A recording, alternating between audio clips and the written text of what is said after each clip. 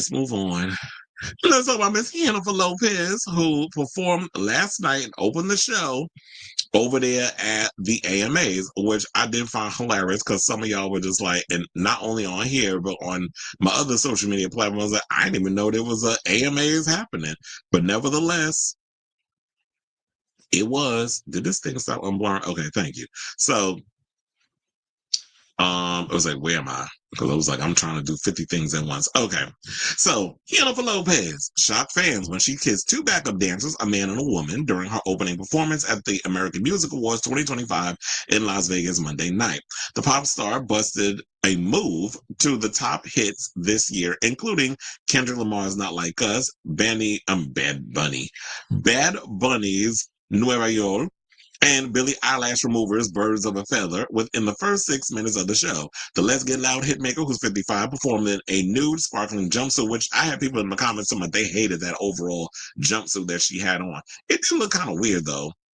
I like she was like some type of, I think they were trying to play up this whole computer virtual reality type thing. Well, it kind of reminded me also of Britney Spears's Oops, I Did It Again costume, although I think Britney's looked much better. So yeah, she performed in a new sparkling jumpsuit. She wore her signature honey blonde hair, sleek and straight for the performance. Lopez, who was newly single after, not this part, after her recent divorce from Ben Affleck, left Tiffany Haddish in awe as the comedian cracked a joke about the surprising lip lock while introducing the nominees for favorite R&B song, saying, "Save a dance for me, J-Lo. Damn, you ain't the only one that's single." And her doing that, I'm like, I had a flash of when Manila Luzon read Shangela, "Oh, she's so loud and always hallelujah." Like, it was just giving it was giving me that when she was up there, because I'm like, why Tiffany, bitch? Why are you so loud? Why are you always like screaming and stuff? Like, we get it, you from Crenshaw. Like, you don't need to be, or what's it, Crenshaw or South Central? She always just being loud for no reason. It's like, okay, relax, niece. So yeah, so we have that. Let's see, where she's kissing the dude, and then she's having her little lesbian moment. So, all right, daughter. But she said, when I read the article, she said that it was her idea to come up with the kissing sequence. I wonder where was the point in the performance where she ended up getting like the little black eye and a scratch on her nose. It probably was around the time when she did the sequence when she was performing the Bad Bunny sequence. I'm thinking that's what it was, because that was the most where she had the most intricate of choreography. I don't know if y'all seen the performance, but they were throwing her around and flipping her and doing all kinds of stuff. So I'm thinking that had to be the scene where she got the little black eye and everything, because I'm like, that was the one where there was the most contact and the craziest of stunts that she had to pull during the performance. She so they said that oh yeah, so speaking of that situation, she did thank plastic surgeon Dr. Jason Diamond for stitching her up, saying, "A week later and a whole lot of ice, I'm good as new." Now, injuries aside, the singer recently told people that life feels really healthy and good after her split from Affleck. As she prepared to host the big show, she said, "It seems like a perfect summer to celebrate being free and being happy. I'm ready to get out there and make people sing and dance and have a good time. That's my goal." And so, yeah, and I feel like with that, she accomplished it, because I will say this: say what you want about Jennifer Lopez, and trust and believe I have on this show. However, one of the things we cannot take away from her is this girl eats down when it comes to giving a live stage performance. I know people like to clown on her vocals. Yes, the vocals aren't as strong as you would expect them to be, and I don't expect her to be a singer. I wish she would learn that when she put out that damn "This Is Me Then, Now, and Forever." When she put out them two horrible albums, I was like, no, leave the balladeers for the Mariah. Well, quiet as it's kept, Mariah could barely do her own ballads anymore. But save the ballads for the girls where that's their bread and butter, that's their warehouse. The Whitneys, the Mariahs, the Celines. Those girls. Those are the ones that eat down when it comes to the vocals and just give dry when they up on that damn stage. But never, horrible stage presence, great voices. That's Mariah. But when it comes to Jennifer, we just want the explosions, we want the pyrotechnics, we want the choreography, we want the razzle dazzle. You are a showgirl, so stick to the rivers and the lakes that you used to. If you're going to, quote TLC, do that. And I even said that she need to stick with a residency and Miss Mamas must watch this damn show because she did announce, and I'm gonna get to that in a second. She is going back to Vegas to do an up all night residency. I think that's what she called it before, but I think she's bringing it back. But anyway, my overall thoughts on the thing was this: now, Hannaful, it do feel like that you was a bit or jumping on the making out with your dancers stunt bandwagon a little too late, especially with the same sex one. And people did accuse her of queer baiting. I don't know. Can we accuse her of queer baiting when once upon a time, not long ago, and that would be like 22 years ago to be exact, when Madonna actually asked Hannaful to be a part of the Hollywood remix. You know, when she got up there and performed with Britney and Christina, it wasn't supposed to be Christina. I think Britney was always at the top of the list. Child, you know what? As much as I love Christina, Christina always going to be, always the bridesmaid, never the bride when it comes to the pop star landscape. I don't know why that. Maybe it's her attitude. Maybe that's why it is. Because yeah, there was ex Tina had a reputation. Ass Pink and a bunch of girls that was of her, demographic or her peers, I should say. But we've seen this time and time again. But then again, like I said, 22 years ago, Madonna did want J-Lo to be a part of the whole Hollywood thing with her and Missy Elliott and Britney. But because of scheduling conflicts, I believe she could not do it. So we had found that out, that Hannaful was one of the girls that was asked. Now, we've seen so many other people do it. We've seen Lil Nas X make out with his dancer at the EBT Awards. We've seen Adam Lambert do it with his male band member, which got him kicked off the AMAs and never asked back. Trifling asses. So y'all got a problem with Adam Lambert, but y'all don't got a problem with 2008 Jennifer. Make that make sense. And then we had, who else did it? It was Bad Bunny. Didn't Bad Bunny make out with one of his male dancers? So that was another one too, when they accused him of queer baiting. Although I do think that if you give Bad Bunny some not Tito's, not Tito's, yeah. I was trying to think of the good what's that good tequila? Um Casamigos. Yes. If you give him a little Casamigo or three, little shot of tequila, I do think that you can probably put, Benito's print up in your mouth. Y'all seen them pictures? It looked like he's uncut. I mean, not uncut, cut. Because we seen that head, the little shape in the white underwear. But anyway, and also, when Madonna did kiss Britney, it was at a time when Britney had just broken up with Justin, because some people say, oh, she was doing all that to make Ben Affleck jealous. But the difference is, Ben wasn't there. Ben was busy. Ben busy out here probably drinking all that nasty ass, Dunkin' Donuts coffee and smoking them nasty cigarettes. Can you imagine what his breath smelled like? Because some people was trying to comfort J-Lo, talking about her breath, what her breath might smell like. I'm like, first of all, the one thing about Jennifer Lopez that people have said is that she smells lovely. So I'm sure she made sure that that mouth was on point. And on her other ailment. They always say that she smells good when she walks into a room. So I do not think that she had bad breath. And first of all, when you worked enough in this business, you making sure everything is on point. So oh yeah, and then I did post my overall assessment of the situation. So yeah, here's what I thought about the overall AMAs. In my opinion, the AMAs 2025 was a hot ass mess. Even though there was some moments and stuff in there that was great. And we'll get to that in a second. So what, they couldn't get any major nominees to show up except SZA, who at this point would show up to an envelope opening. Janet gave the same 1-2 step that she always gives with her 2-song performance, which I felt like was underwhelming and a disappointment. And it was cute to see her up there. She looked good. I hated them freaking jeans she had on. Them jeans, like I said earlier, looked like she had on Lizzo old pants. Because, Lizzo lost the weight. So it looked like she put on Lizzo old pants. And it's like, girl, you're not a big girl. Why you wearing them ugly jeans? And she always, I understand you a tomboy and stuff, but you always be trying to find ways to just not be attractive in your situation. Yeah, we know you got a pretty face. Janet will always be snatched for the gods in regards to the face, ageless beauty. But she just be too conservative with her looks. And it's like, I'm not saying you got to have your titties out, because remember what that got, what you having your titties out, what happened to your career prior. So I know you got to be a little, conservative with the thing. But it was like, at least wear pants that fit. And you need more than 5 dancers. At least they was nice enough to give you 1 extra instead of the 4 that you always traveling around with, unless you do have 5 dancers now. But girl, you need new dancers. And then speaking of 1-2 step, why did they ask Sierra to present Janet with her Icon Award? Like if anybody who has basically followed Janet's blueprint, Lizzo. It would be Sierra, not some damn Britney. But Cece was there. You could ask her. They decided to ask Tasha Smith. Now, don't get me wrong. I like Tasha Smith. I like her because she's a really good actress. I even liked her when she replaced Teresa Randall in the last Bad Boys movie. But as far as like a presenter, I'm like, why? Because why did I get married together? Like, that's why y'all picked her?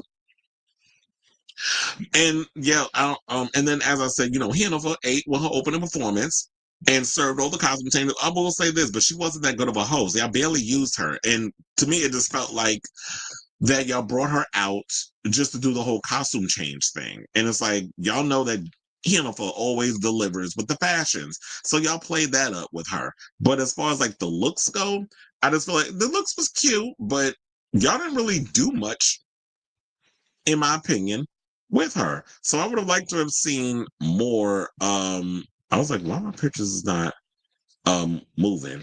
So I would have liked to have seen y'all do more with her, but unfortunately y'all did not. So it is what it is. Now, Benson Boone, let's talk about him. So I thought he did a good job trying to sell that mid-ass song to the mainstream, but I'm getting bored with the flips. And that song was just, okay. But he's cute. The body was on point, and he's definitely got star quality. He just needs songs to match the star quality that he has, because I'm not going to sit up here and say he's not talented. One of the things about Benson Boone, I definitely see the talent in him. He's a little diamond in the rough. We see him kind of progressing in real time. I just feel like he needs a good team of producers and writers. I can't think of somebody off the top. I'm like, who is the next? Maybe you know what? The only person I was like, who can I think that he could work with as a producer? Maybe he needs some Max Martin tracks. Maybe he needs to work with, I was even thinking Dan Nigro. I know he's busy. Well, he's done great stuff with Chaperone. He's done things with Olivia Rodrigo. He also, who did Dan Nigro also work with recently that I think has a new album coming out, or had an album? I can't remember off the top of my head because we talked about him on the show before. But I think Dan Nigro could work with Benson Boone. I think he needs a team, a good producer that knows how to like get him a good song. These songs sound like some old, like I said, rejected songs that you would sing on American Idol or The Voice. It's just not giving like memorable, except that Beautiful Things. It feels like the more you release songs that goes with Beautiful Things, it feels like Beautiful Things was a fluke. And these other songs are just like, okay, but whatever. Apparently this boy done sold out arenas. I don't know how that happened either, but it happened. So if you like it, I love it. Now, here was another thing that had me scratching my head. How in the hell did Eminem win Best Rap Album over Kendrick, Drake, and Tyler the Creator? Last time I checked, this was 2025, not 2005. So I don't understand how in the hell that this boy ended up, getting those accommodations. Like, how did Eminem win over those nominees? That didn't make any damn sense.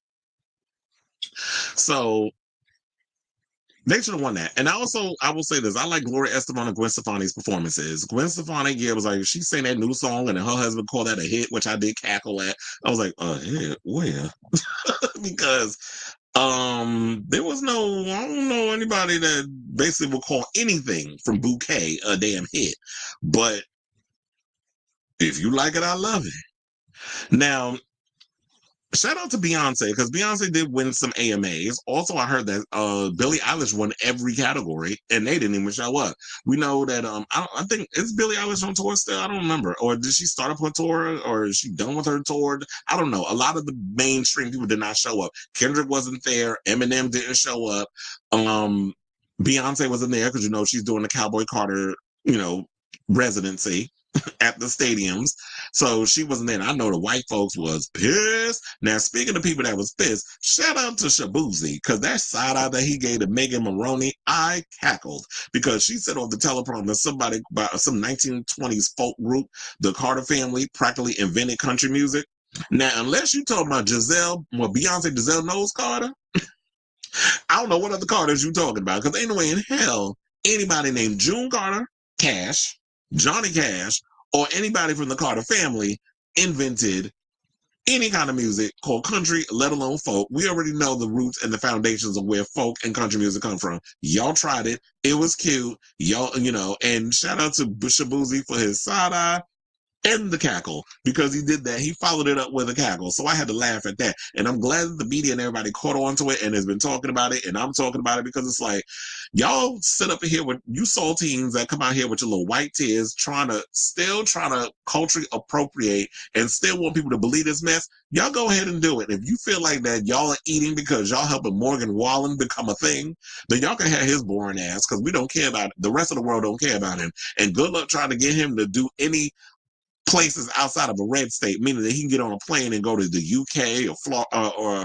or Paris or Germany. Do they listen to folk music and country music? I doubt he'll be able to sell any kind of records over there. So let him stay his little Nashville, let him stay his little Alabama, let him stay in Florida and all those little places, see if he can accumulate some of the same money that y'all been talking about with the streams that he can make financially. So if y'all want to sit and continue to appropriate things for your own financial gain, y'all can have it, but we know the truth too. Now, I do feel like at the end of the day, it is time for the AMAs to sashay away, because if you can't even get Taylor Swift to pull herself away from a Memorial Day barbecue plate, and some of the biggest nominees that show up like Billie Eilish, Ariana Grande, Kendrick Lamar, Beyonce, and the lot, then what's the point of this show when some of the biggest celebrities don't even care to show up? I mean, yeah, you got Janet Jackson, but what y'all promise her? $2,500 and some lemon pepper wings. I had to throw that joke in there because that's what T.S. Madison said. That's what Kaya got paid to perform at DC Pride, which shout out to Milan Christopher, because he said besides that snafu and whoever greenlit that mess of having Miss My Neck My Back performing for the the self-hating homosexuals at DC Pride, he said DC Pride was lit, that every other part of it was great. But DC Pride, Wigan, and Young Miami, it was a chop. That part. So, yeah. Oh, and before we get up off the line, because, I wanted to give my overall assessment, I do want to big up Miss Jennifer Lopez, who has been able to secure another Vegas residency. So I want y'all to see that.